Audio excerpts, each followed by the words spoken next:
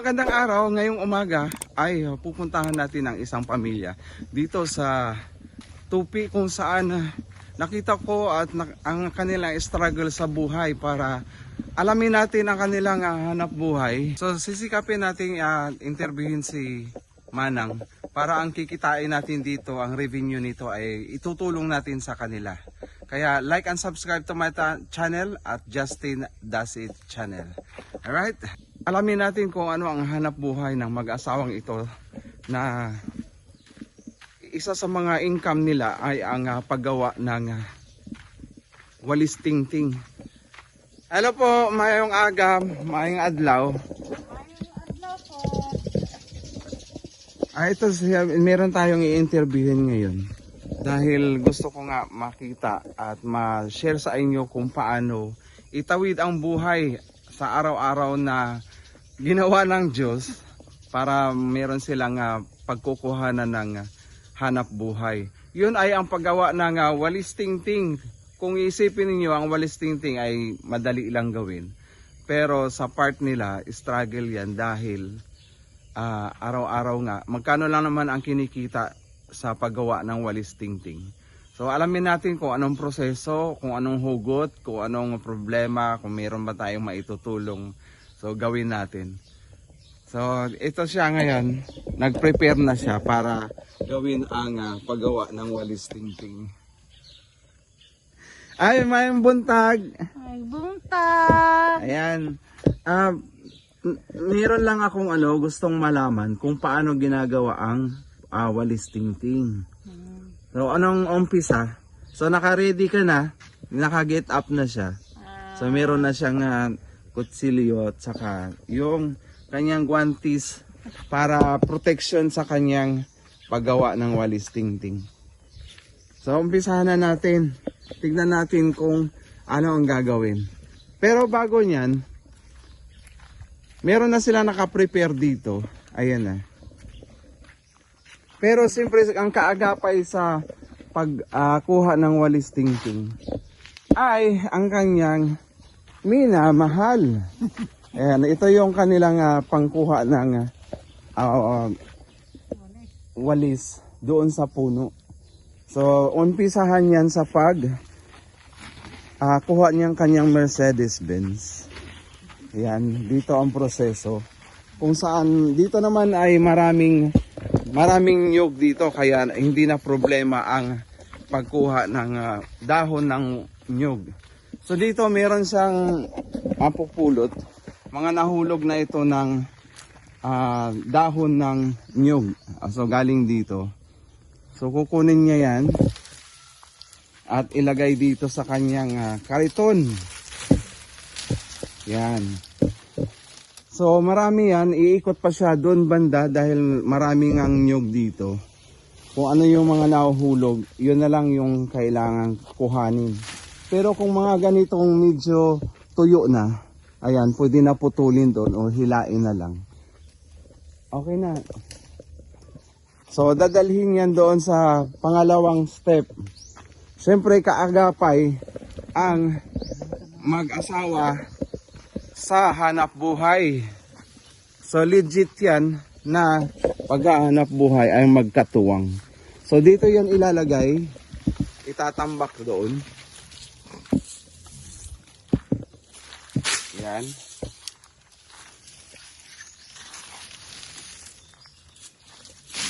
Yun. So dadami yan hanggang dito, lagpas sa baywang, hanggang sa marami siyang makakolekta. Susunod ay kanyang tatabasin. Magtabas siya ng itong dahon na yan. Pakita natin. Yan. Kailangan dyan niya na ilagay para hindi magkalat yung mga walis tingting. Gagawing tingting dahon ng nyug. So yan ang proseso para hindi magkalat. So siyempre, ganyan ang paghahanap buhay. Hindi lang isa, dapat magkatuwang. Dahil parte na yan ang buhay natin. kung hindi man sinuwerte sa ibang paraan, may income naman dito sa paggawa ng walis tingting. Kaya suportahan natin yung mga nagtitinda ng walis. So pagkatapos niyan natanggalan, ilalagay niya na dito. At itong mga palwa ang tawag, yan nakalagay, patutuyuin at gagawin siyang panggatong sa mga pagkain na lulutuin. So ganyan lang ang proseso. So tatanungin na natin siya kung anong nangyari, ano ang pamumuhay, kung bakit yan ang napili niyang pagkukunan ng source of income, ang paggawa ng walis tingting. Mahirap ba ang paggawa ng walis tingting? Mahirap, masakit ang likod. Pero bago niyan, paano niyo na itawid yung pang-araw-araw niyo sa buhay? Anong trabaho niyo dati kung meron man? Nagtatrabaho kami noon sa Kapinyahan, sa Dol. Matanda na, 60 na, hindi na pwede magtrabaho. Ayun, nakita ko ang ng nyog. Sinusunog man lang, sayang, matirahan naman. Ito, gawa ako ng walis tingting. Mabuti na lang, may income kahit kunti. Yan.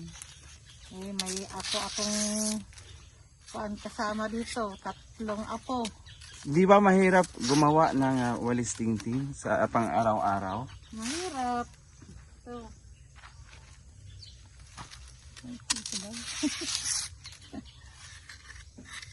Wala akong naisipan na magtanim ng gulay, tapos ipagbili doon sa baryo para makabili ng kung anong wala, dagdagan itong magawa ng walis ng tingting. Yan, kuan ng kung anong wala sa bahay. Ilang anak meron kayo? Kuan 4, 3 ang buhay. Ang isa doon sa malayo nakatira. Ang kambal na bunso. May mga asawa na. Oh, meron na.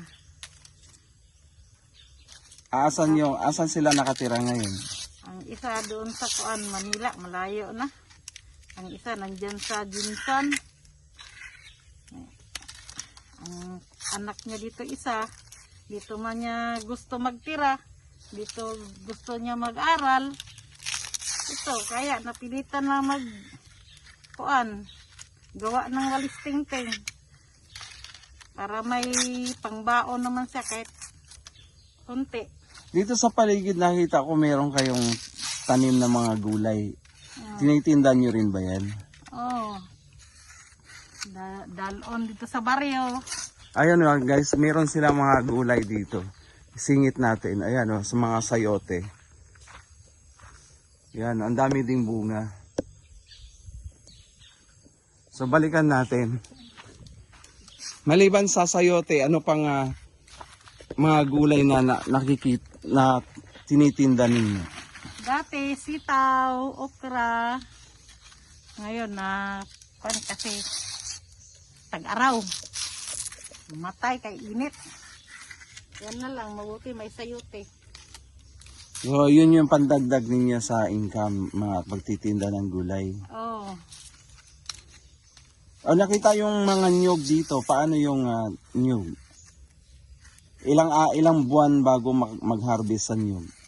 Ay 3 buwan bago ka maka-harvest, maka-income sa nyug. Magkano naman kinikita dun? Kunti lang, may 3,000.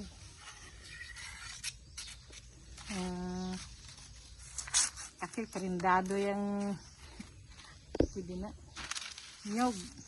Magkano naman ang kilo ng nyug pag nabebenta na yan?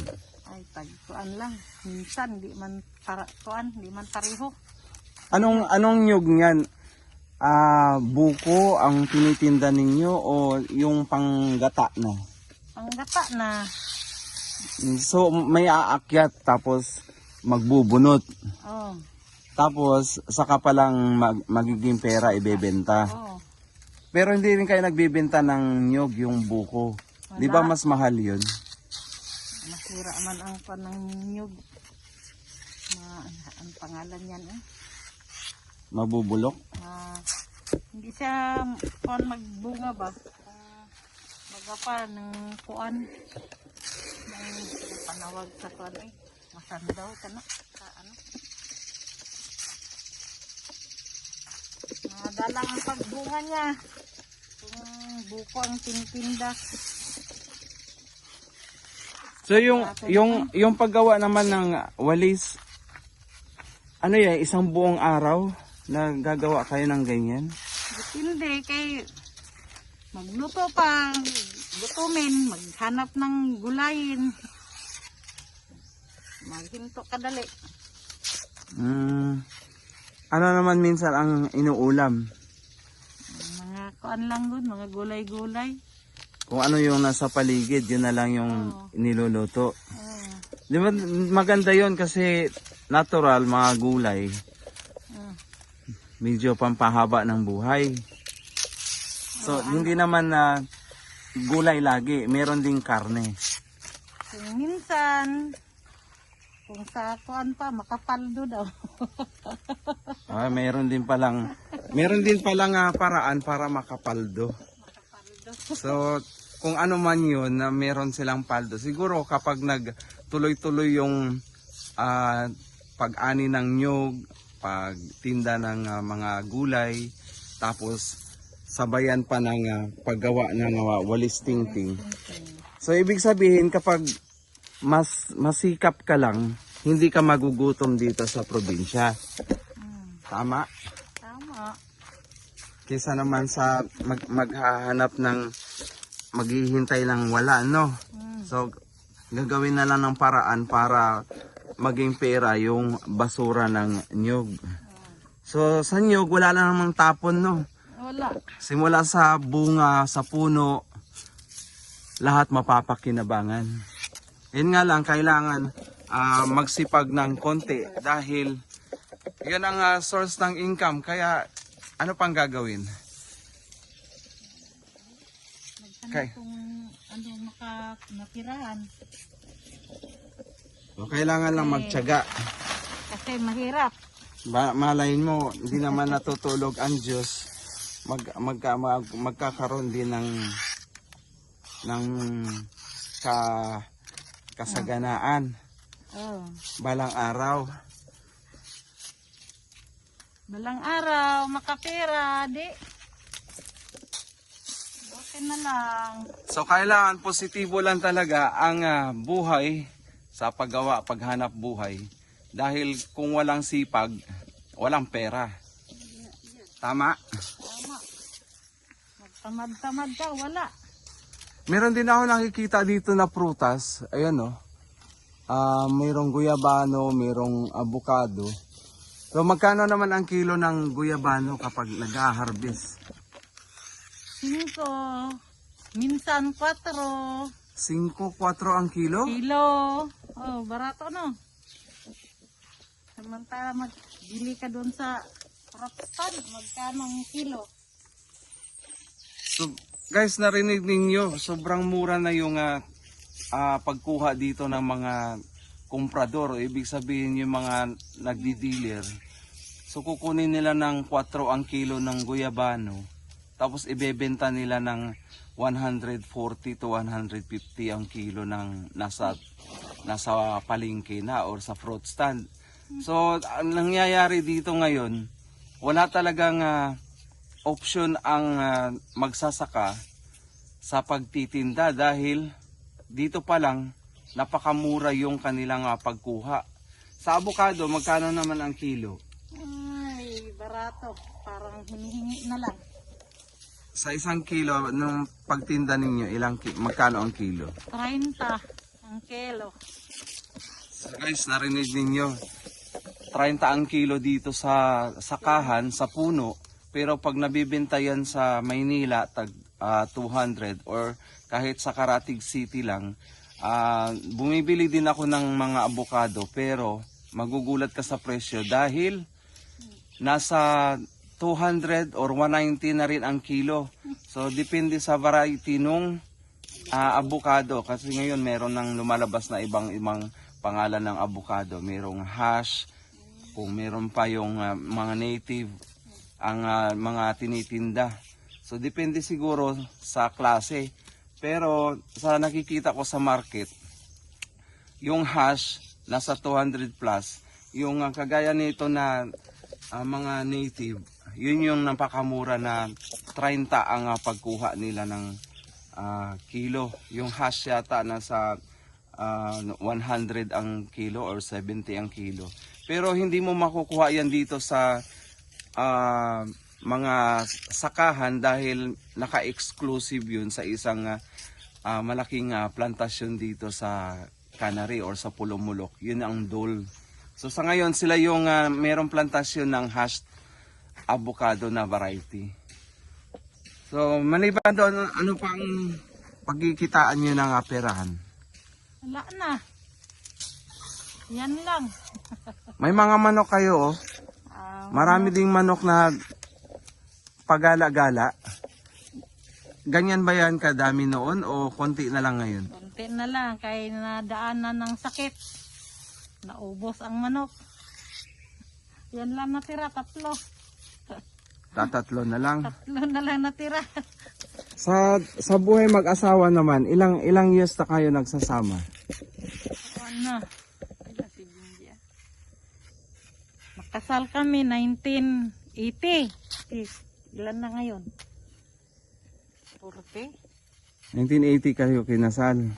Tapos meron kayong 5 anak. Tama? 5? 4. 4. Ay, matay ang 2 di ay.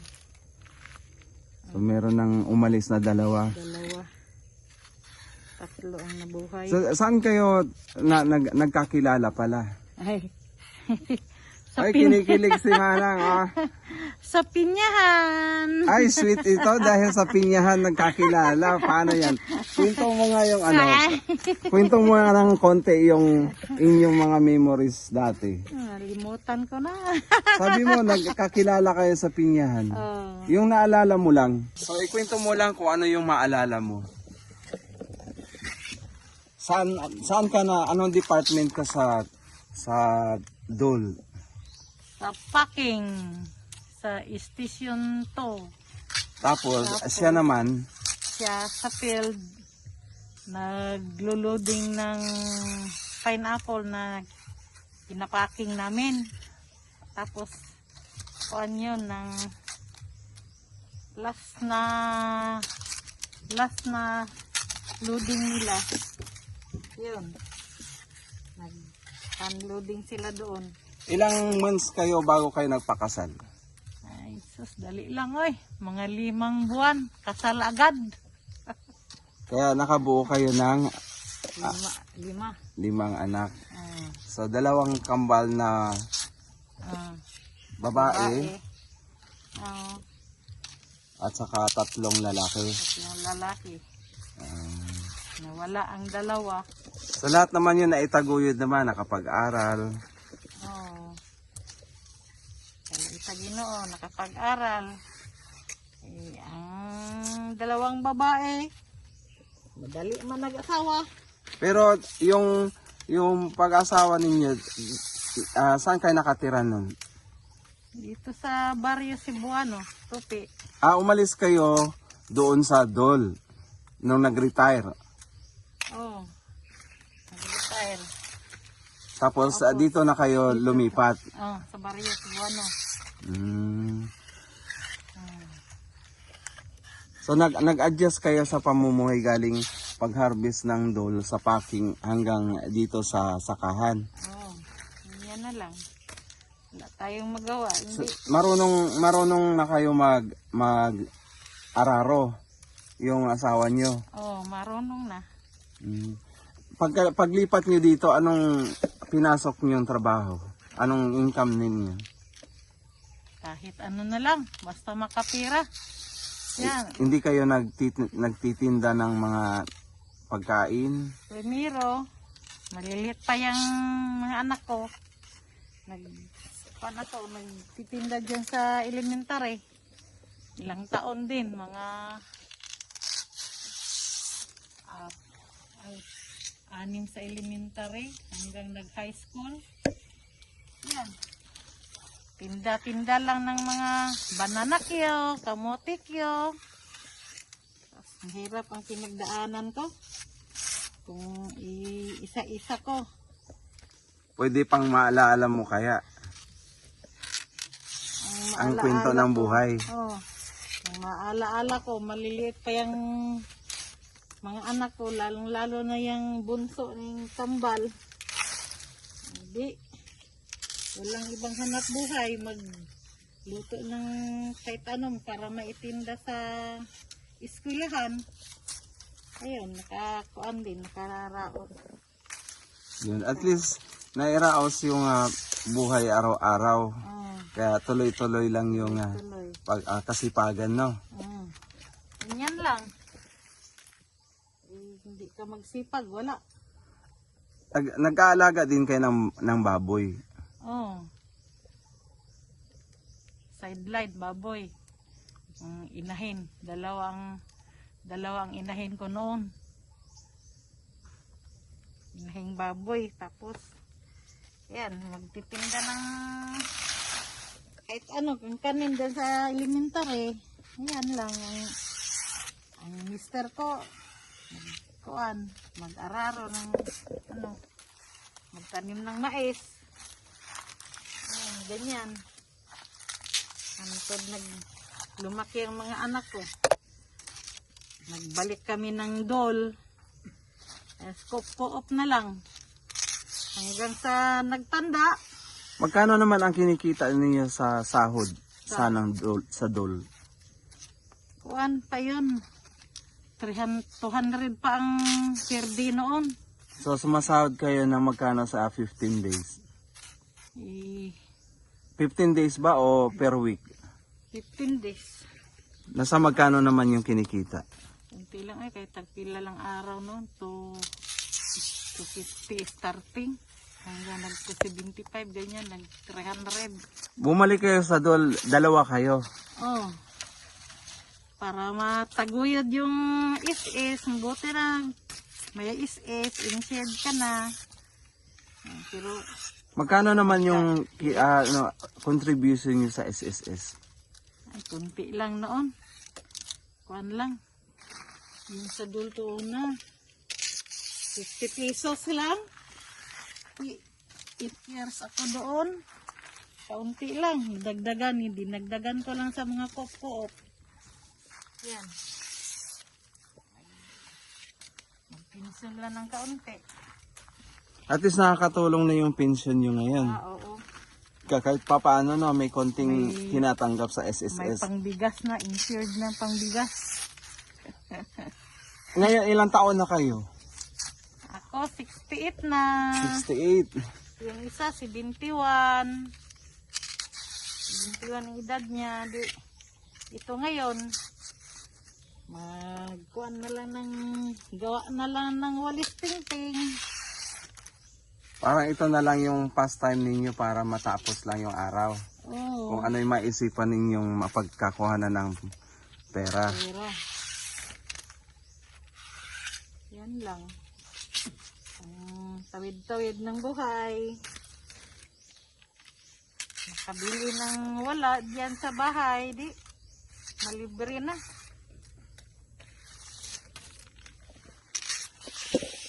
So yun guys, kalahati pa lang yun ng kanyang talambuhay kung paano niya na itatawid yung kanilang pamumuhay dito sa baryo. Kasi kung tutuusin, talagang masipag ka lang dito sa sakahan, meron ka namang makukuhang kapirahan kung talagang magsipag lang. Magsipag lang.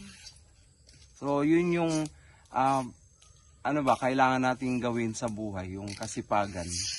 Basta kung ano yung maisip natin na mapagkuhanan ng pera, yun.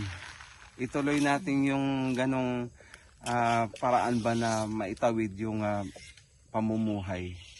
Dahil kung wala, nako, mahirap maghanap ng pera, mahirap bumili ng bigas, lalo na ngayon tumaas pa yung kilo ng bigas. So meron ding tipid naman kayo sa pagkain. Tipid. Hindi ka magtipid na maubos. Mga ilang kilo ang nauubos niyo sa isang buwan o 15 days? Hindi. Isang buwan, may kuan. Isang sako, isang buwan. Isang sako, isang buwan. So meron pang dumating uli na meron na siyang nakulikta. So idadagdag yan dito. Ayan. Mabilis din ang anong tawag dyan? Pagtanggal ng dahon sa tingting. Kanina medyo mataas pa yan. Ngayon konti na lang. So yun pa, dagdag isa pang kariton yung maidadagdag sa gagawing walis tingting. So yan. Guys, like and subscribe to my channel at Justin Dasit channel. Dahil itong revenue, ang kita natin dito ay maaaring maitutulong natin sa kanilang pamilya. Right? So, share nyo lang ang aking video. Baka sakali kayo yung gagamitin ng Diyos para makatulong sa kanila. Yun, no? Di ba? Nood lang, nood. So, ganyan lang ang buhay dito sa baryo. Pagtutulungan para sa kinabukasan. Mag-alas 11 na. Anong plano nyo ngayon? Anong meron sa tanghalian? Ay, magulay. Tatayo naman dito. Anong gulay ang gugulayin mo ngayon? Ulam? Mga dahon-dahon. Gaya ng? Ng ampalaya. So kukuha ka na? Kukuha ng dahon ng ampalaya. Saan tayo mangunguha? Doon, no? Sa may kuan.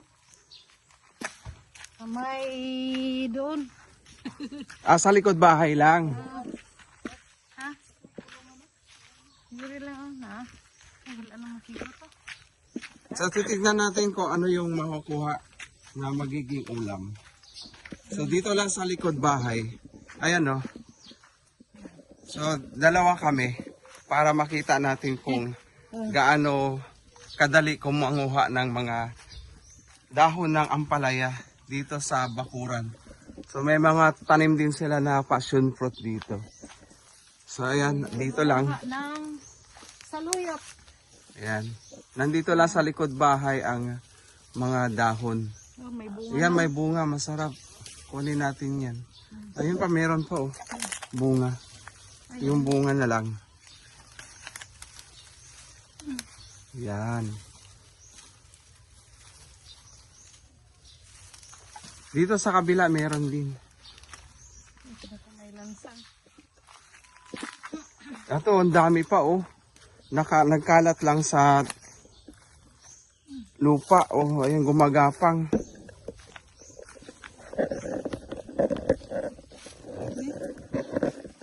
Ayan, ang dami Ayan. Sige, kumuha ka ng marami. Makikikain ako dito sa kanila. Dahil paborito ko rin ang ampalaya. Ampalayain ka. Ayan. Ano saluyot? Ayan, kamusta na? Marami nang nakuha? Oo, marami na. Mangha tayo doon ng saluyot. Ano ng saluyot? Isahog. Ayan, ang dami na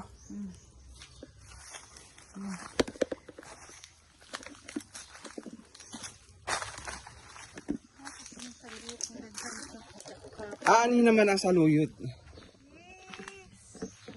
Gawing gulay. Ito Parang bata pa naman yan.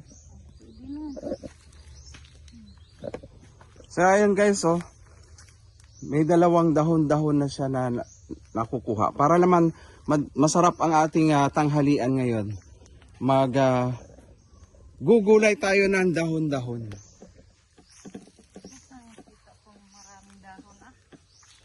kukuha tayo ng mga dahon-dahon para sa ating ulam.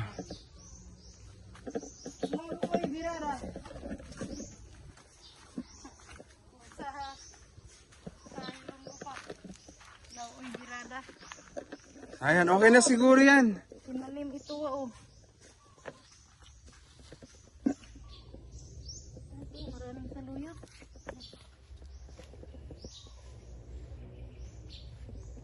Ang bilis malaya yung dahon na ampalaya, guys. Medyo mainit na ngayon. So, abang-abang kung paano niya lutuin yung dahon, kung anong sahog. Ayan, isa-isa nang hinihimay ang ampalaya, dahon ng ampalaya.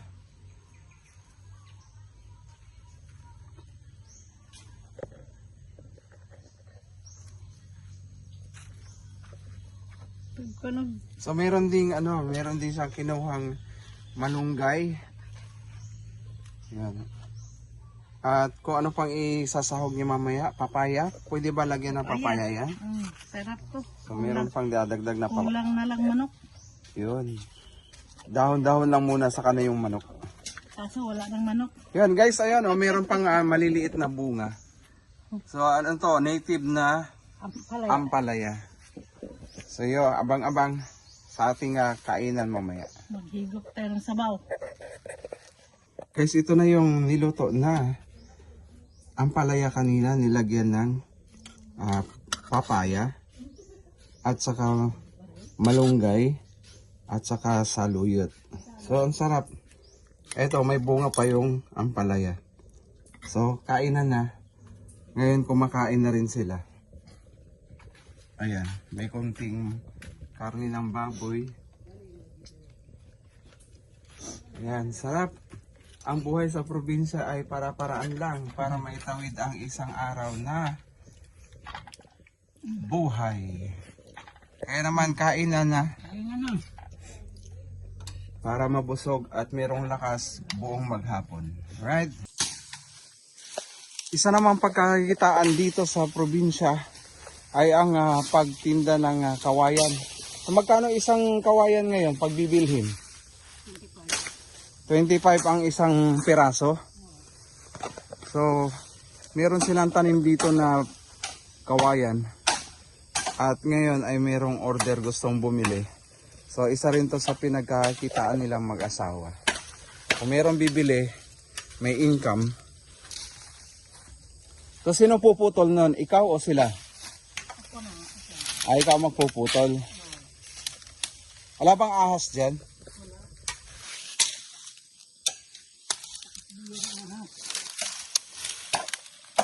Yun guys, kung meron talagang pagsisikap dito sa probinsya, so maraming pagkukuhanan ng pera. Sipagan lang talaga dito. Sipag ang pawis, ang puhunan. Mga labong, nagbibinta rin kayo ng labong? O pangkain lang? Meron din dito guys oh.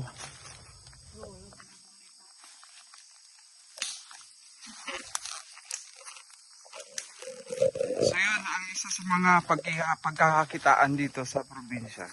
Maliban sa pagkuha ng paggawa ng walis tingting, meron ding kawayan na pwedeng ibenta at magiging pera. Pera. At kasi nauso ang pera guys. Marami-rami din siyang nakuha. So yun. Balikan natin. Aray ko. Balikan natin si Manang doon na kikis-kis uli ng walis tingting. So pagkatapos na ng kain, nagpahinga ng konti at tuloy na naman ang kanyang pagtanggal ng dahon, paggawa ng walis tingting. Sipag no? Ay sipag-sipagan konti. Aba, nang makarami. Ang dami na oh guys, konti na lang. Siguro mga 3 tali na yan ng walis. So magkano ang isang walis kung ibebenta na? 20 lang. 20 ang isa. Oh. Tapos ibebenta ng mga tao ng 100. O, 80. 30 lang, euro. Ganun. Hindi, kinukuha sa'yo 20. Oo. Tapos, ibebenta nila ng 30. 30. Mm. 30 pesos lang isang tali. Isang bigkis ng walis ting-ting. So, barya-barya lang talaga ang kinikita sa paggawa ng walis ting-ting.